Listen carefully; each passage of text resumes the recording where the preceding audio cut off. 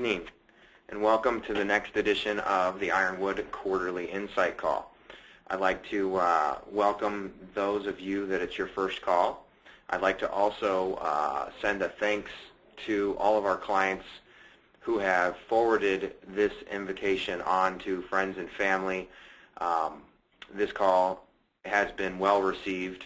Tonight we actually have a record number of attendees, and I'd like to just start by saying if you do know anyone else who would like to attend these or be invited, please email Leanne.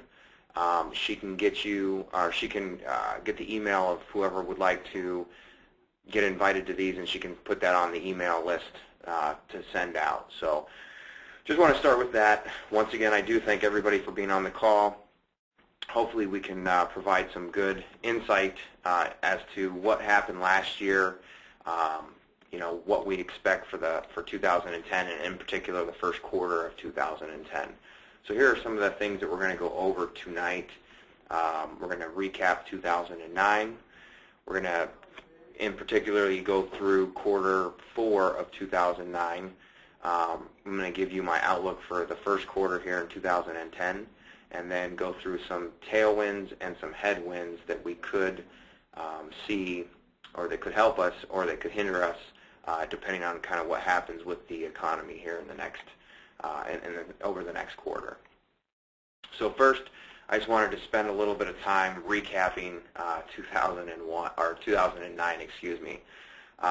2009 was quite the roller coaster ride, and I put together some of these slides to just kind of give you an idea and run through exactly what happened. So last year, the first quarter can be summed up in one word: fear. January 28th, 2009, the S&P 500 was at 874 points. 40 days later, it was at 676. That's a 23% drop in about 40 days. There was a lot of things going on, but I think the biggest reason that we dropped 23% in 40 days is there was a lot of uncertainty. And a lot of the leaders in our country were coming on CNBC or coming on the news, in particularly Ben Bernanke, President Obama, Barney Frank, Paul Kenjarski, Tim Geithner, just to name a few. They were coming on, public forum and saying, "Hey, the sky's falling." So I kind of think that they probably should have handled that period of time a little bit more private, even though those were definitely issues that needed to be talked about. The public forum probably wasn't the best place for that, and it did cause a lot of fear in the markets, and that's primarily what happened over that 40-day period of time. If you look at the next 50 days, we went from 676 on March 9th to 874 on April 29th. Citigroup actually came out with, surprisingly, they came out and they said they were going to post a profit, and they came out early. It was unexpected that they were going to come and actually present earnings early. They did that. The market applauded, and then Wells Fargo a few days later did the same thing. That definitely surprised the market and reduced some of that fear, and that's why we shot back up to 874. So the first 90 days, or 90 days that were pretty close to the first quarter here, we went from 874 on January 28th to 874 on April 29th. 0% in 90 days, but it certainly didn't feel that way because we went down 23 and up, 29% in a 90-day period of time. So it definitely didn't feel like that we didn't go anywhere, but that was just the signs of the time, that fear factor that was out there. So I think those 90 days really could be summed up by that one word, that fear. So let's move on to quarter 2 and quarter 3 of 2009. Quarter 2 and quarter 3, we had a lot better economic news. You had companies start to produce things. Late in '08, we basically came to a standstill. GDP went completely negative, and we had a lot of fear, a lot of just stalling, and in 2009 we saw things coming back to normal. Definitely, coming off of low levels, but we basically took Armageddon off the table. So in quarter 2 and quarter 3, you saw two very similar quarters. You had the equity markets do very well. Quarter 2, the S&P was up 15.9%. Quarter 3, it was up 15.6%. And basically, we went up in a straight line all the way until October of last year. In October, we hit a little bit of a soft patch, but then November and December, we made up for it a little bit. But quarter 2 and quarter 3 were basically straight up, 15.9 and 15.6%. That came from earnings beats. That came from less worse economic news, and basically some of the market participants were saying, hey, we're not going to have another Great Depression. We were priced to have a Great Depression. Now we know that we're not, and so that's why the stock market rallied. So now we can look at quarter number 4. In quarter number 4, in our last call, because of the two previous very, very good quarters, we had stated that we thought that quarter number 4 was going to be choppy. We did have some of that choppiness in October. It was back to normal, or back to quarter 2 and quarter 3 for November and December, kind of that straight up again. But if you can see here on the graph, the S&P 500 for the fourth quarter was up 6%. The best performing sector was real estate. The worst performing sector, barely just break even, a little bit less than break even, was market neutral. So it was a pretty choppy quarter because that first month was pretty negative, but we did make up for it in November and December. And we did post 6%, which is a really good quarter in any other year. It ended up being, not as significant as the second quarter and third quarter, but when you have up 15.9 and up 15.6, it's hard to repeat those on a consistent basis. So 6% was kind of in line with where we were thinking. It might have been a little bit too rosy in November and December, but we were kind of looking for a soft patch over the quarter, and it did happen in October. So, moving on, this is just kind of what I just outlined. Quarter 4 was choppy, but overall was very good. We had leading economic indicators being mixed, but on the aggregate, they were mostly improving from very low levels. S&P, like I said, was up 6%, and most of the earnings were surprises on the upside, and it was the same story as quarter 3. It was the better profit margins that were helping the earnings versus the revenue growth. Although we have started to see that here in the first quarter of 2010, we are seeing some revenue beats, which is very optimistic. But once again, we are, unemployment's still at 10%. We'll get the number tomorrow. My thoughts are it's going to probably increase, and I'll get to that. I'll explain why that might happen further along in the presentation. But that kind of sums up that kind of sums up fiscal year 2009. Overall, it was a great year for the equity markets, as long as you could stomach the first part of the year. The S&P was up 26.5% for the year. So that's a very significant year. And fixed income did very well, especially some of the high yield. So all in all, the portfolios and the stock market did very well in 2009, and we're very pleased with the performance of our portfolios in comparison with some of the benchmarks. So now we want to move, and we're done with 2009. We still have work to do to get back up to the 2007 highs, and so we want to look ahead to quarter number 1 of 2010. And I kind of just put some points on here that I think are important in 2010, in particular the first quarter here. As you can see, the first one there is deficits, stimulus, and quantitative easing. Oh my. You know, we'll talk about this, but it's, you know, much of the same as the third and fourth quarter of 2009. You know, the Fed is very accommodative right now, and we do have a majority of the stimulus package being felt here in 2010. So we'll get into that a little bit more in the next coming slides. Better than expected economic and earnings news. I think we're going to continue to get better than expected news. It might be choppy in the employment side of things, but some of the leading economic indicators I think are going to surprise people on the upside. I think GDP is going to surprise people on the upside, and I'll show you some reasons why here in a few minutes. Pent-up demand, we talked about this last call. I'll touch on that again for some of our new viewers.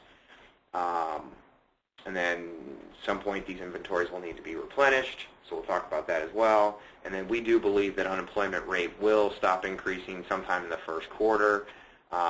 Actually, yesterday, ADP came out and they predicted that we would probably get some job growth next month, or it was likely that we would have some job growth next month.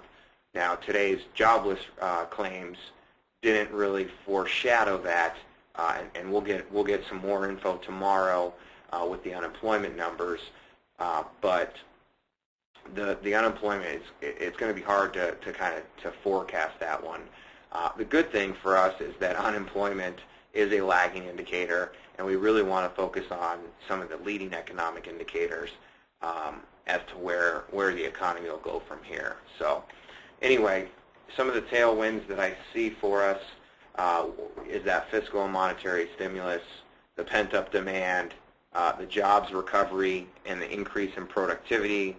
And then I'll touch on how much cash is actually on the sidelines and how much money went into stocks and bonds last year. So I'm going to start with the fiscal and monetary policy. Now, I've talked about this in previous calls, so I won't spend too much time here. But you know, one of the things that a lot of people do not know is that the government stimulus package from last year, the American Recovery and Reinvestment Plan, about 30% of that was felt last year. They're predicting approximately 40% to be felt in 2010, and the rest will be kind of filtered throughout the next couple of years. But 40% of that is a tremendous amount of stimulus still left in the economy, and that was one of the reasons that the market has done so well over the past 3 quarters, is because they're foreshadowing some of this increase in GDP because of the government stimulus. In the short run, this will be a great tailwind. In the long run, this could cause some inflation, which I will talk about when we get to the tailwinds, or I'm sorry, the headwinds. The other part of this is the Fed and Ben Bernanke and what they're going to do with monetary policy. Right now, they're extremely easy. In fact, they dropped the Fed funds rate all the way basically to 0. As you can see over here, they dropped it to 0, and that's about all they can do with the Fed funds rate. They started to actually implement some quantitative easing, which brings that rate artificially even lower than 0. Even though the Fed funds rate starts at 0, they basically are creating money, and that's with quantitative easing, and that's kind of what you can see here with the Fed balance sheet. You know, it's to say it's increased dramatically would be an understatement, I think. We went from about 900 billion to basically 2.2 trillion in a year's period of time.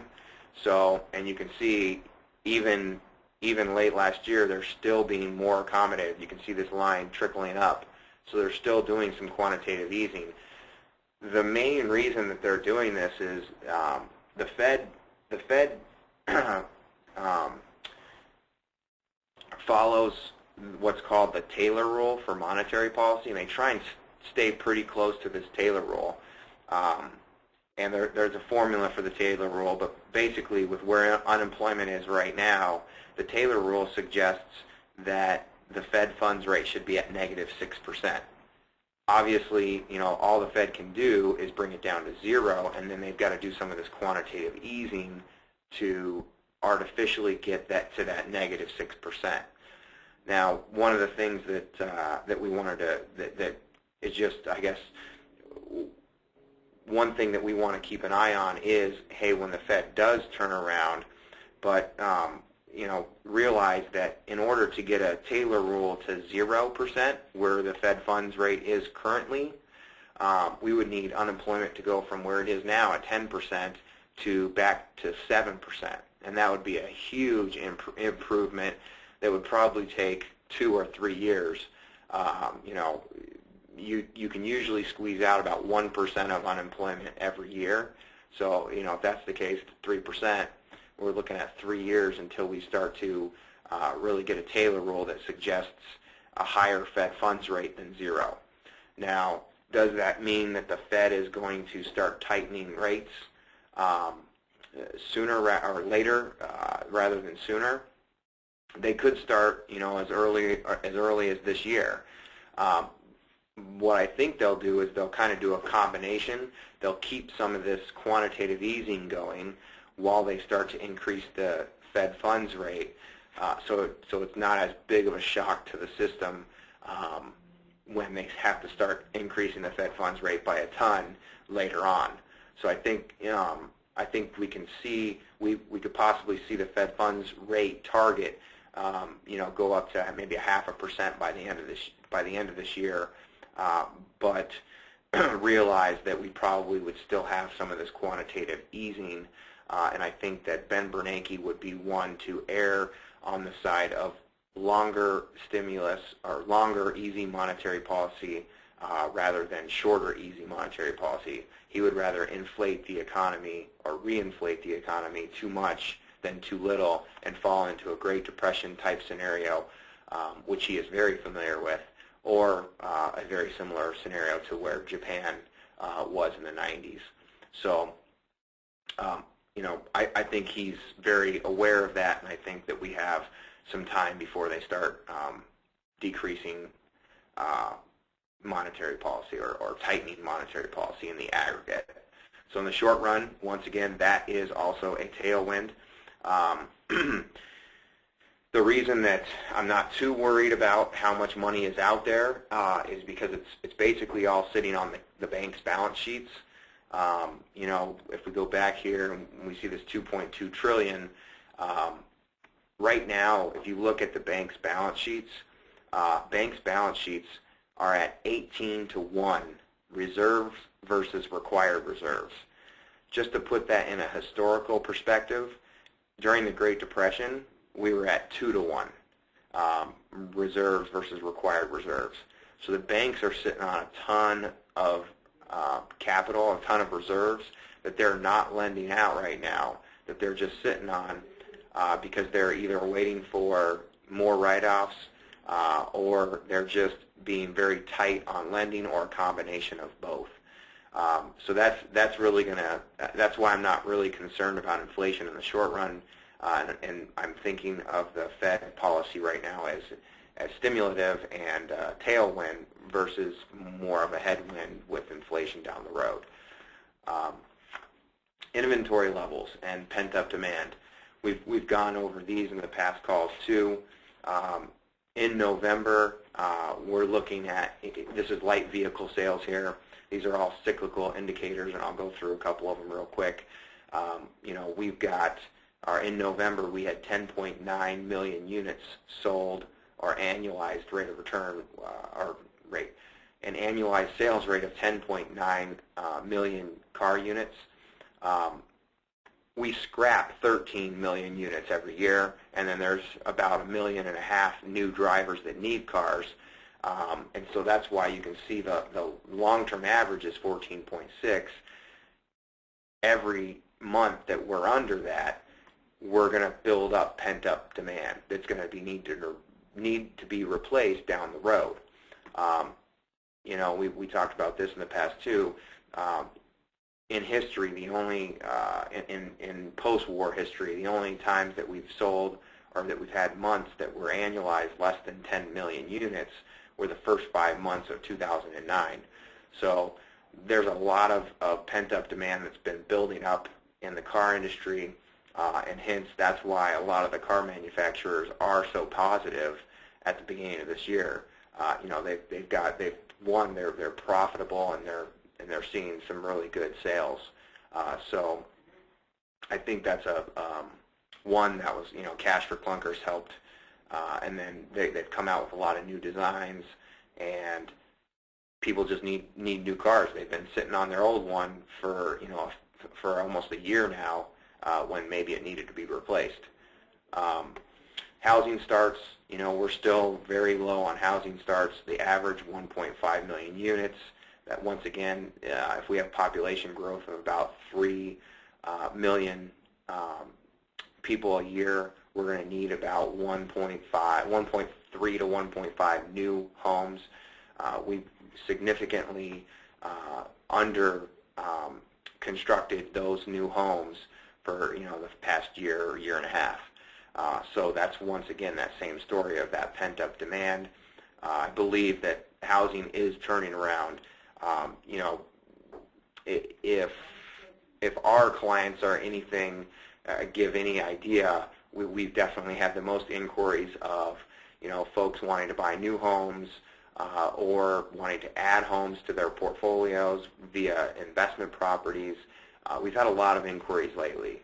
And I think that has to do with maybe the tax credit, and then also just the fact that people have been waiting for a year or two, maybe even 3 years, to look at selling their home and purchasing a new home. So I think we're starting to see the housing market turn around here. It's going to be slow, but I believe we are seeing that happen. Capital goods orders, you can see that those have been increasing. If we looked at more recent numbers, we've actually increased more than 53 since then. And then private inventories, and I think this is probably the biggest, this is probably the best picture of showing where these inventories have gone, and at some point in time these inventories need to be rebuilt. I mean, you can see here in history, or since the 70s, we've only had a few times where inventory has been really depleted to any significant level. And then you look here in the current period, 2008, 2009, we've seen just a tremendous amount of inventory decline. That inventory is going to be needed to be rebuilt, and that's going to definitely have an improvement on GDP. So that's the positives here with inventories and the pent-up demand. Here's some more on the housing side of things. You can see here median home prices is starting to go sideways here. That helps on a number of levels.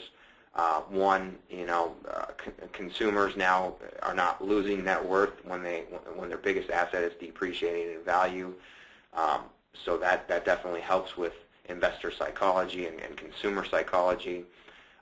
We've got new and existing home sales that's getting back up to the 20-year trend line.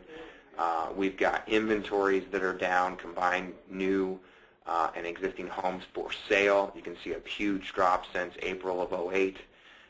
That has a lot to do with the home credit. So you're just starting to see some of the supply and demand factors, and hence the price start to stabilize here. So we're very impressed with those numbers, and at the same time, housing still is, at one of the best times to purchase. The affordability index here, percentage of an average household personal income is still at 14%. So that's still very low. Interest rates are still very low. House prices, they haven't gone anywhere, so you can still get a pretty decent house. So we think that all those things are good signs for the housing market. Employment and productivity. Unemployment at 10%. You probably people are going to probably think I'm crazy for saying that's a good sign, but I will show you why I do think that. Not so much this graph here, but this graph over here is the one that I'm really looking at, where we have total non-farm payroll, total job gain loss per month. We've gone from negative 741,000 job losses in January of 09 to basically even in November of 09. That is a huge move in the direction of that, and that's why we're so that we believe that there's going to be job growth now in the coming months, and really in probably the next couple months we're going to see that turn to positive job growth. That doesn't necessarily mean that this unemployment number will go down, because right now, and this happens when there's a high unemployment rate. You actually get workers that were counted as part of the population that wanted to work and that were counted as part of the number, and when they get aggravated for looking for a job, sometimes when the Census Bureau calls, they say, hey, no, I'm not looking for a job. I'm not actively looking for a job anymore. I've given up. And so they're not counted. When things start to get better like they have, those people start to look for jobs again, and then they're going to be counted. And so we could see this rate climb up even if we do get some positive job growth because of that phenomenon. So I wouldn't pay attention too much, even though it's going to be a headline number, and it's going to be in the media, and it's going to be on CNBC, you know, what the unemployment rate is. There's some other things that we really want to take a look at, not just that unemployment rate. Here is something that does look at the unemployment rate, and it does look at history, and as we all know, history doesn't always repeat itself, but it definitely rhymed in 2009. But you can see here, if we look at what's a risk and return frontier, just the efficient frontier for assets, and we look at 179 months since 1948, which had the highest labor unemployment rates.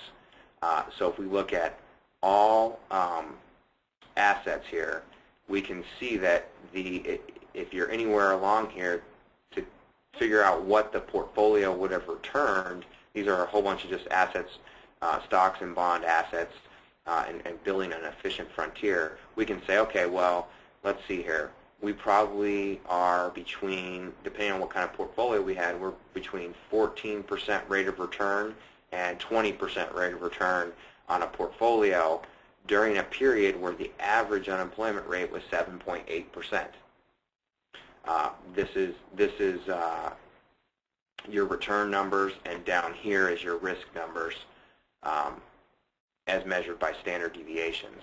So now if we build an efficient frontier for the 564 months where we had the lowest quartile labor unemployment rates, we averaged 4.97% unemployment, but we had a lot less market performance, both in bonds and in stocks.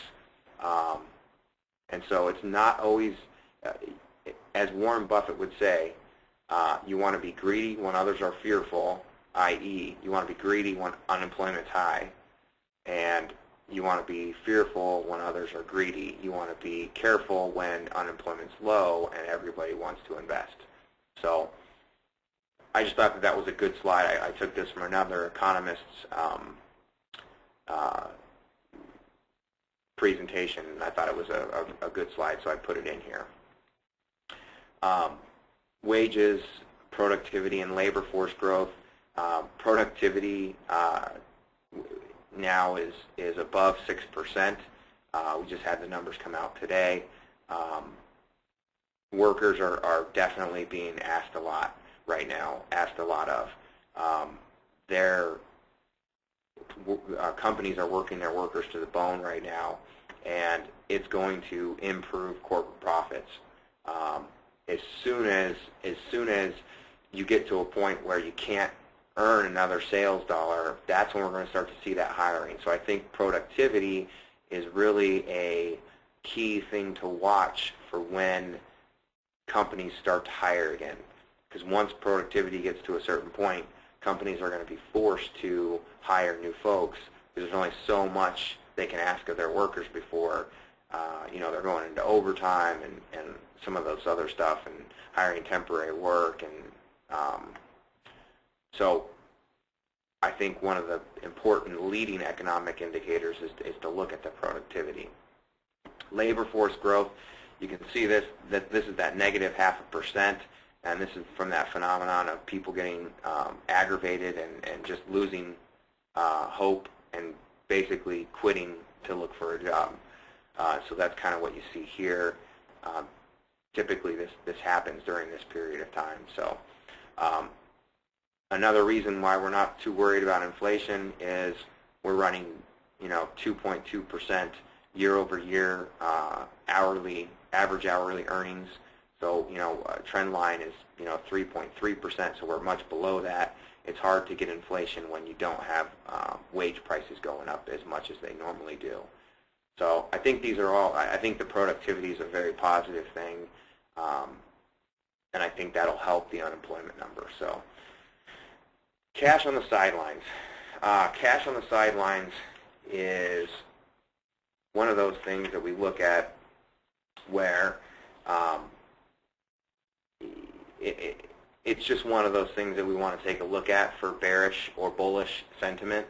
And you can tell here, from March of 07 to March of 09, we had a tremendous increase in basically cash on the sidelines, which is measured by, it's basically money market accounts, savings accounts, IRA and retirement accounts that are in cash.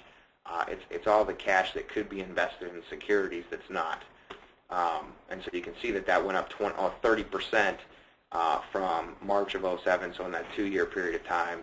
And then in the 6-7 month period of time where we went, basically the stock market went on a huge rally, we only saw 2.7% of this cash actually get invested in other places. So there's still a whole ton of cash that could be invested in the stock market or the bond market that hasn't already. And I just kind of wanted to put this together also to say, hey, where did those fund flows go? And you can see here that we had way more money go into bond funds than we did stock funds. If you look at this, this shows us here equity flows in gray, and so you can see 09. We had equity funds go up in 09, the first January of 09. Then we saw net outflows, a little bit of inflows, outflows. And then you look at fixed income, and basically the entire year we had people pouring money into bonds. If you look at the actual number, we had $342 billion go into bonds and $20 billion go into stocks, net.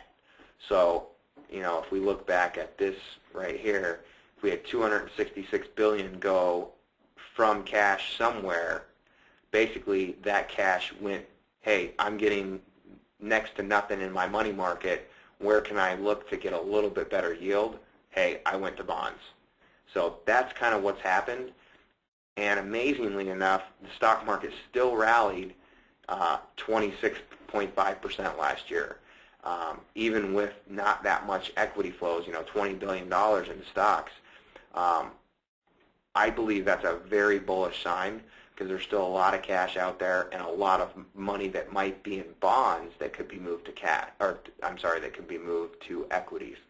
So I believe that that's also another one of those feathers in the cap that we have that can help us down the road. So that was those two slides. Here's S&P 500's operating earnings quarterly, and this shows the picture pretty good. Quarter number 4 in 2008, we basically had corporations go into a standstill. We had negative earnings, operating earnings. And then, I mean, we went from, above $15 a share to below zero, and then, back up to $9, $10 a share, and now where we're at is almost $16 a share. The reason that I show you this graph here is, in an increasing economy where we're going to have sales growth with some of this pent-up demand that I've hopefully convinced you guys that we have, you can see some really good S&P 500 earnings, especially with where the productivity is. And we know that these companies are running lean and mean, and so we could see some really good earnings. And what drives the stock market is corporate earnings. If they have that money to give back to shareholders, well, then it makes their company more profitable, which makes the stock price go up. So I also put together, we took this graph, this little matrix here, and it's just a PE ratio and what the price of the S&P should be. So right now, if we're at, let's call it $16 a share, that's a quarterly number. So we multiply that by 4, we're at, let's say, $64 per share on the S&P 500 for the year. Now, we're most likely going to have some growth on that, so call it $64 to $70, or between $60 and $70 operating earnings for the S&P 500. And if we go down to where the stock market typically is, it's between 17 times and 18 times, which would tell us that right now we should be somewhere on the S&P of 1,020 to 1,260. Now, I believe that we're closer to the 70 number than we think, and stock prices are usually always ahead of where we currently are. So we're at $64 right now, but let's just say, hey, we should be between 1020 and 1260. The S&P 500 closed at 1063 today, so we're much closer to this 1020 number than we are this 1260 number. I think that's most prevalent because we had such a run-up in the stock market the last 3 quarters of 2009 that the market really needed to take a breath, and we need these 7 or 8% pullbacks in order to go to new highs. That's how the market works. There's pessimists out there and there's optimists out there, and there's this price discovery battle, and that's why you get these ups and downs in the market, and that's why it's almost impossible to figure out where the stock market's going to go next. I believe that we should be somewhere between 1,100 and 1,250, call it, on a fundamental basis. So right now we're below that. I would be a purchaser of equities right now because of that. So kind of gives you an idea of where we are on the earnings front. The other thing I wanted to show here is, let me pull out my little pen here. Is this what I want? Yeah. So down here we were at negative 6.4%.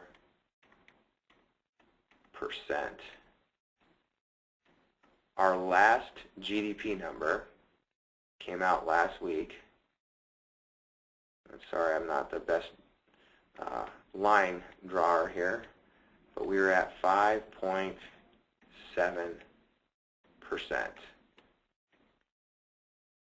This difference here of 12.1% is unheard of.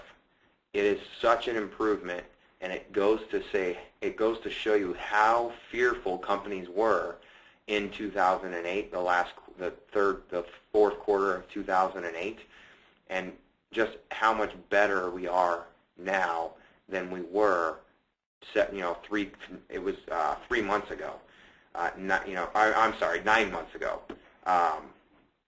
And that right there is why the stock market has improved 50% since the March lows, is the difference between GDP from the last 9 months. If we continue to see GDP numbers that are that high, which we could because of this pent-up demand, stock prices are going to follow because earnings are going to follow. That's how we want to look at this thing. And eventually we need to start seeing some of those job growth numbers as well. But once again, those are a lagging indicator. I just wanted to show what an improvement that we've made and really highlight that. So that I also think that that's a positive here. So let's clear this off. All right, headwinds. So we know that there are a significant amount of tailwinds, but we also know that there could be some headwinds in front of us. Consumer entrenchment, we'll talk about that a little bit. The government and the Fed, hey, they've given us this stimulus, they've given us this monetary policy. What if they don't turn it off quick enough? Or what if they give us too much? What if we spend too much money? We'll talk about that a little bit. Increase in interest rates. What does that do to our portfolio? What does that do to the stock market? Increase in taxes. Once again, what does that do to our portfolio? What does that do to our taxes? Possible oil shocks. I actually want to talk about this oil shock a little bit, because I think it was a huge reason that in 2008 that we actually went into recession, and I think it was the cause of the recession which caused the financial crisis that was imminent, but I think that the oil prices shooting up to $150 a barrel kind of pushed us forward on that, and then brought out a lot of other things that we might not have gone through so soon, but we would have probably gone through. It just kind of forced them forward a few years. So I'll try and show that as well. The first one is consumer finances. The trend here from 94 to the third quarter in 2007 wasn't a great trend. We've seen this come down here recently, down from 13.9% of this is household debt service ratio, so debt payment as a percentage of disposable personal income. It's gone from 13.9% to 12.9%. That's all from the Fed, lowering that interest rate so people can refinance the house if they can, and keeping interest rates low. That's going to put less pressure on folks that have the the adjustable rate mortgages, and that was one of their goals when they did that. This right here is a negative in the short run and a positive in the long run. Personal savings rate. We ran at negative savings for a year, and now we're at 4.6% savings. Well, that 4.6% of disposable income now can't go buy things. So that's, in the short run, that's going to be a detriment to the economy, which is what I think we saw in the third quarter of 2008. Folks just really starting to ramp up their savings. They started paying off debt. They really started to entrench. They were looking at their balance sheets, the consumer balance sheet, and saying, "Hey, I'm over my means right now. I need to improve this." And so they're starting to save again. The good thing is that mortgages are 73% of that household debt service, and we're keeping those interest rates low.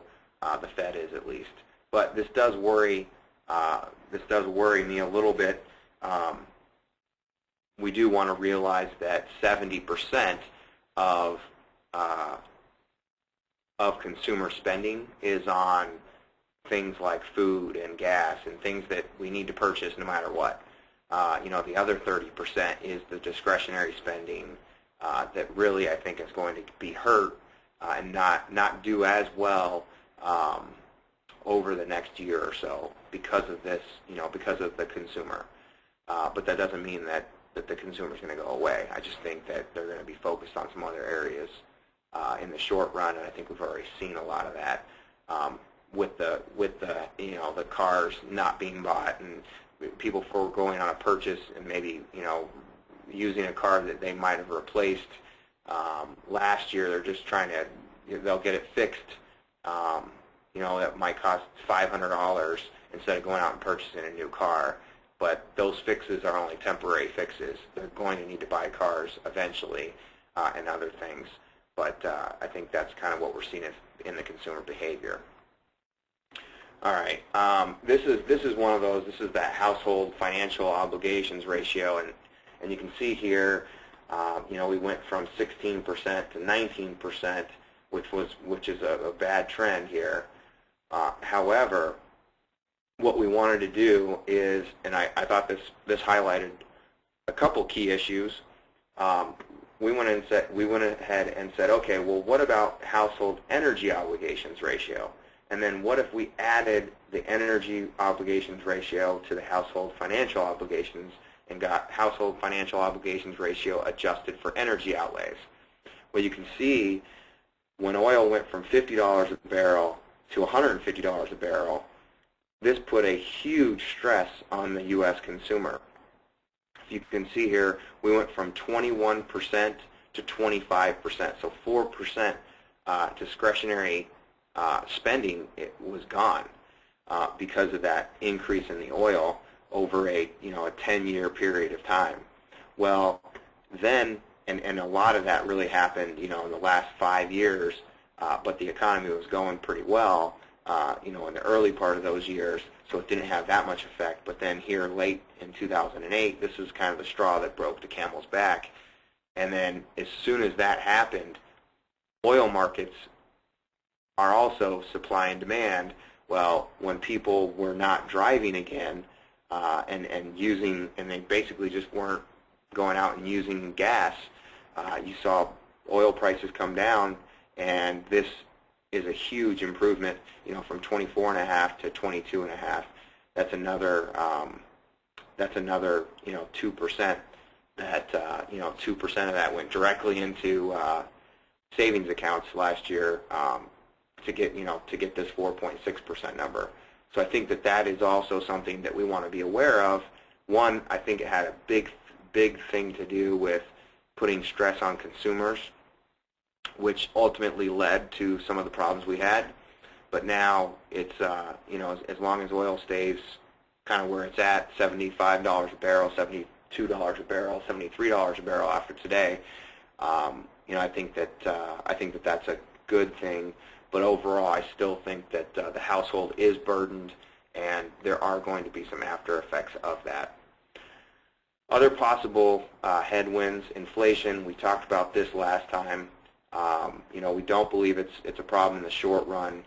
We believe it could be a problem and a very big one in the long run, especially with some of the people that we have in the Fed. Ben Bernanke, he is really going to be too easy for too long. If he had a choice, he would pick that choice for sure. But I'm not too worried in the short run, because we really need to see that velocity of money pick up before we start to see inflation. With banks having 18-to-1 reserve to reserve requirements, we're just not going to see the consumer get that money and then go spend it to drive up prices. It just won't happen as long as the velocity of money isn't picking up. And we can see that in the latest inflation numbers. Headline was 1.8 and core was 1.7. So pretty close to each other. That's much lower than the 50-year average being 4.1%. We're running way lower than that. Typically after a recession, inflation actually comes down, even with easy monetary policy. And it's just the nature of the beast. I don't think that we will be concerned with inflation until the economy picks back up, which means a big chunk of your portfolio will do very well if inflation becomes a problem. But we do want to be aware of it, and we do want to have some things in the portfolio that will do well if inflation creeps up, so that we want to make sure that cash flows are protected, purchasing power is protected. So it is definitely on our minds. Interest rates is probably the biggest concern of mine right now for the portfolio. The reason I say that is you can see here that we've got a very let's pull out the pen again. From 93, 95, we've got 94, 95, we've got a pretty significant decrease in interest rates over that period of time. And that's one of the reasons that bonds have done so well over the past 15 years, is because not only were credit spreads coming in until 2008, but interest rates were coming down. And so that's very positive for bonds. This trend here, not so good. And especially with where we are with the fiscal budget and with our deficit and with monetary policy, I believe that this real interest rate could definitely skyrocket over the next few years.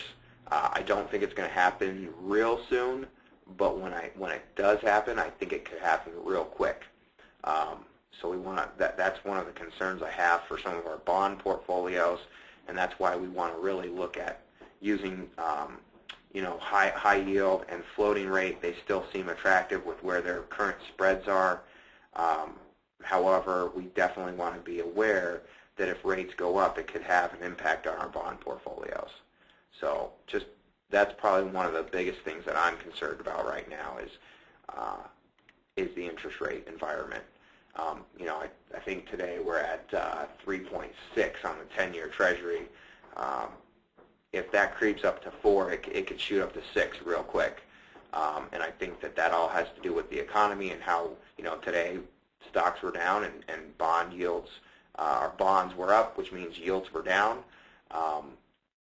One of the things that I was happy to see today, and most people on the call will probably think that I'm crazy to be happy about today, but today wasn't a panic selling on fear, and the reason that I think that it wasn't fear-based is because we had gold down, almost $50 an ounce.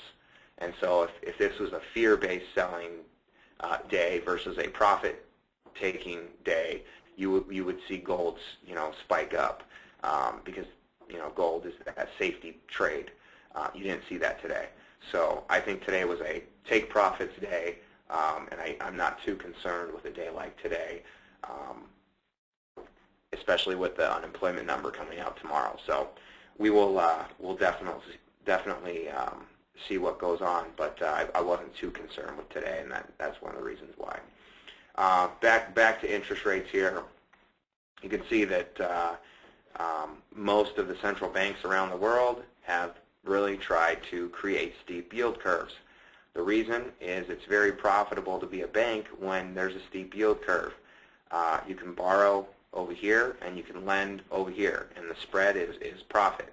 So it definitely is something that the banks did, the central banks did, to make the private banks more profitable, to help them get through this period, this financial crisis that was felt worldwide.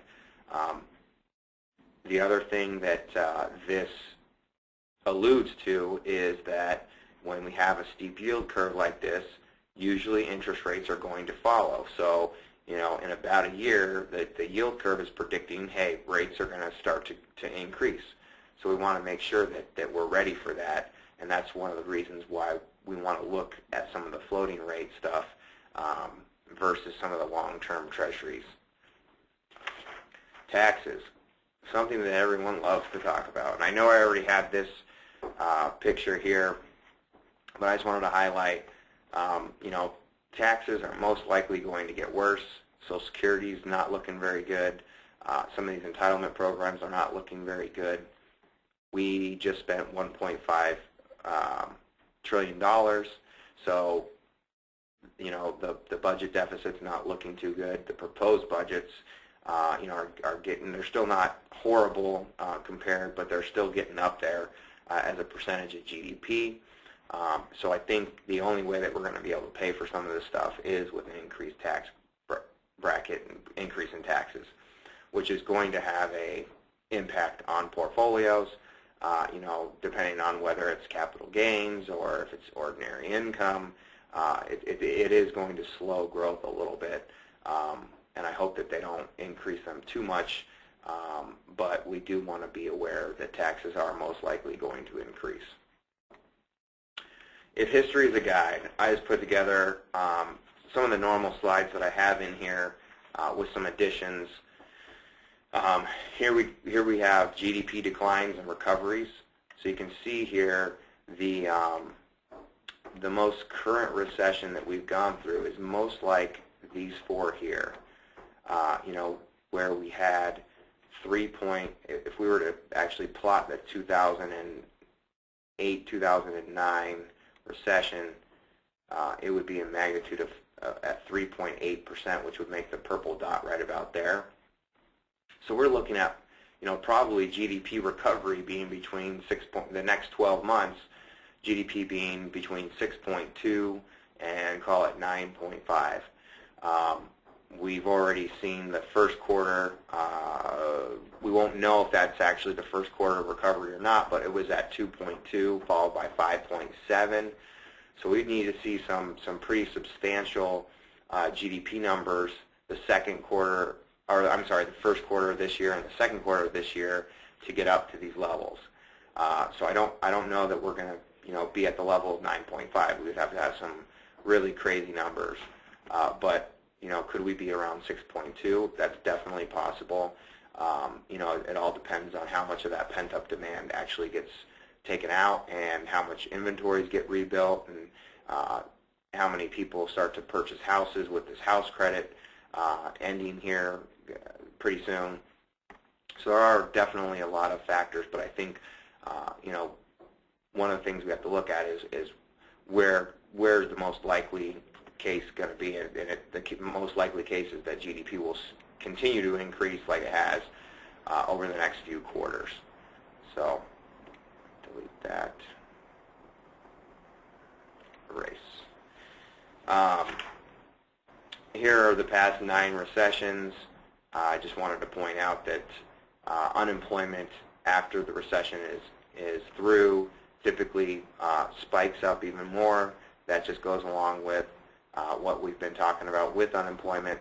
So don't be surprised if we start to see higher than 10% unemployment. It definitely is. It definitely is. If we look at history, history would say that 10% is probably not the peak of unemployment. But we want to remember that when unemployment is high, typically stocks and bonds actually do pretty well, which is, you can see in some of these pictures here, peak unemployment, stock market goes up. Peak unemployment, stock market goes up. Peak unemployment, stock market goes up. Peak unemployment, stock market continues to go up, and so on and so forth. So just wanted to point that out. Let's see here. Today we were at 1063 on the S&P. This was done 12/31 of 2009, or yeah, of 2009. We are at 1115. So we now are below that. So these numbers over here are going to actually be even better. If we get back to the 2007 highs, back 10/9 of 2007, the S&P was at 1565. If we get back there within 8 years, so that will put us at 2018, we'll have an annualized total return of just over 6.8%, because now we're at 1063 from here, so we've got to go higher than we would have when this graph was made out. If we get there by 2014, we're looking at, let's say, 11.5% rates of return. So there definitely is some positives in the market. The longest it's ever taken us to get back to the old high was 5 years, and that's from the trough. So 5 years, almost a year ago, so 4 years from now. So this would be kind of the worst case that we've seen in history. It doesn't mean that it can't take us longer this time. But if we were to look in history, this would be kind of the worst case, and these ones would be more like the normal cases. So I think, with that said, we do still see some positives for the equity market, along with the other stuff that we talked about. Our current run is right here. Our average is right here. Average bull market, 68 months, 176% that we return.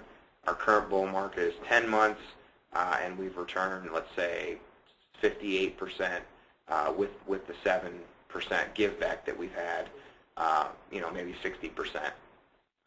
So we still have a ways to go if you look at other recessions, and then also remember here, please note the bull run of 87 to 2000, 582%, which was way off this graph up here, and I believe it was 148 months, so that would put us somewhere up here, way up here. That number is in the average, but I just wanted to kind of point that out too.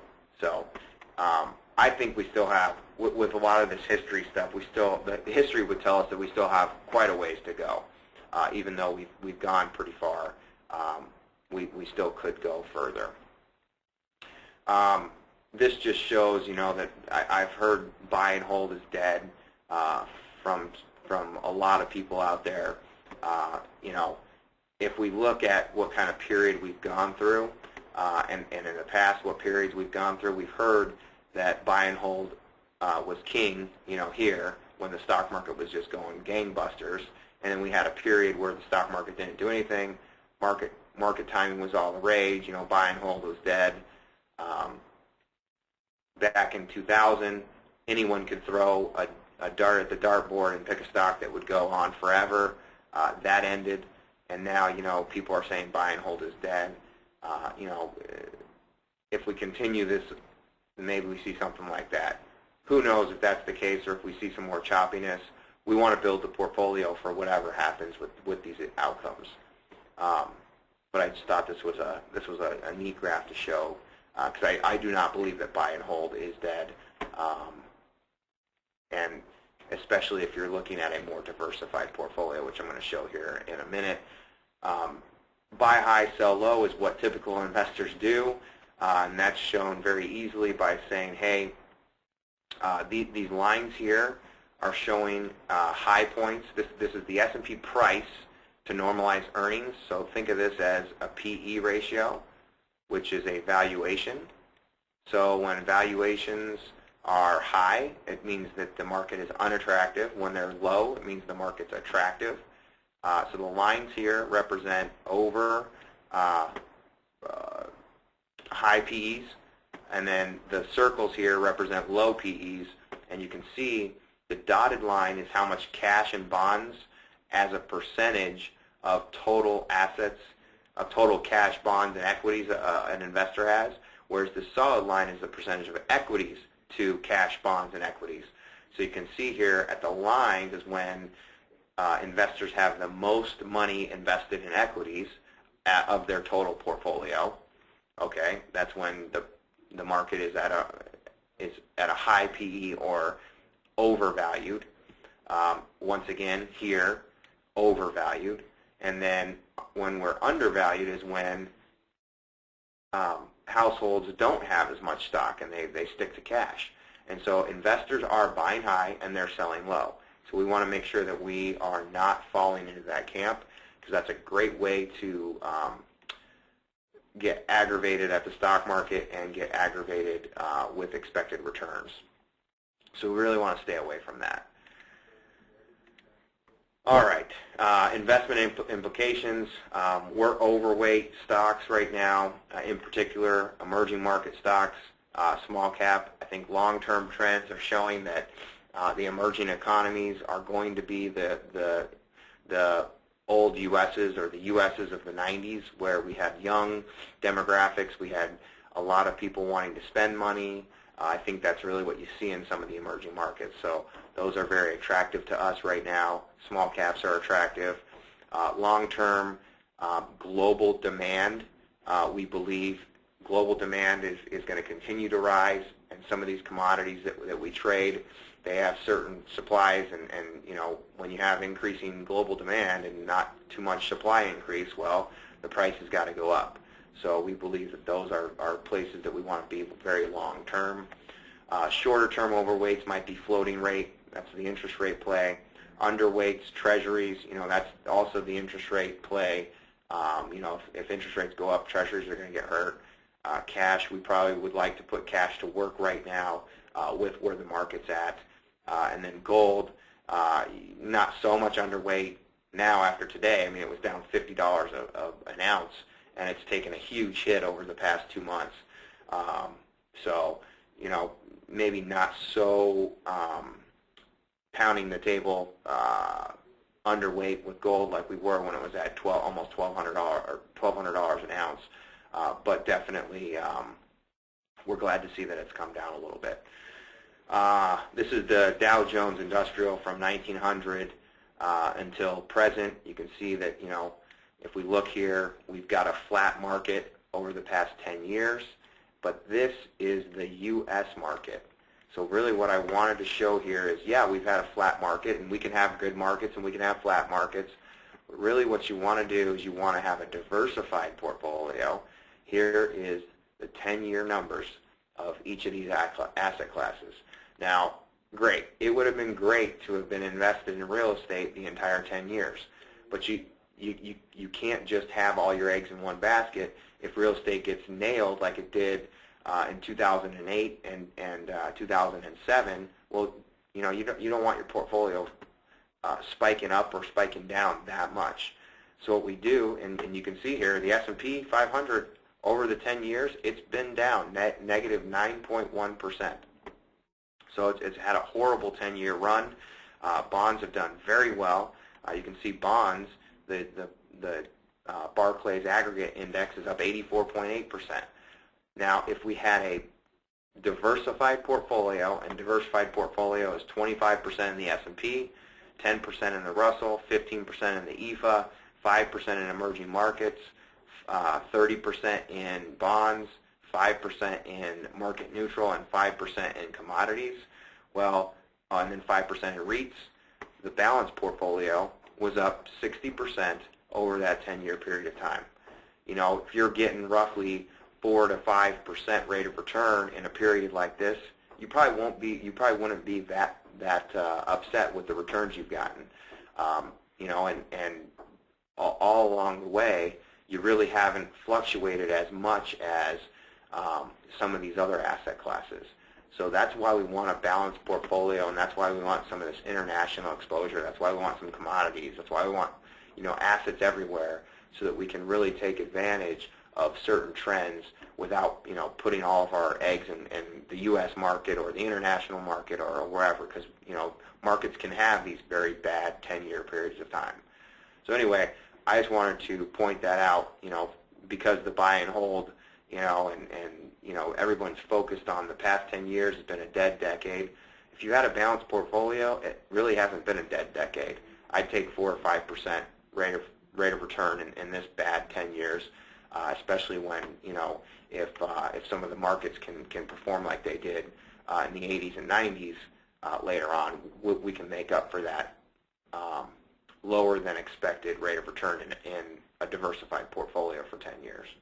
So with that, I'm going to go ahead and take some questions. You should be able to pull up something on your web browser there and type in questions, and then we'll get those answered. We're going on about 70 minutes here, so we're not going to have too much longer for questions, but go ahead and send those in, and we'll go from there. Thank you.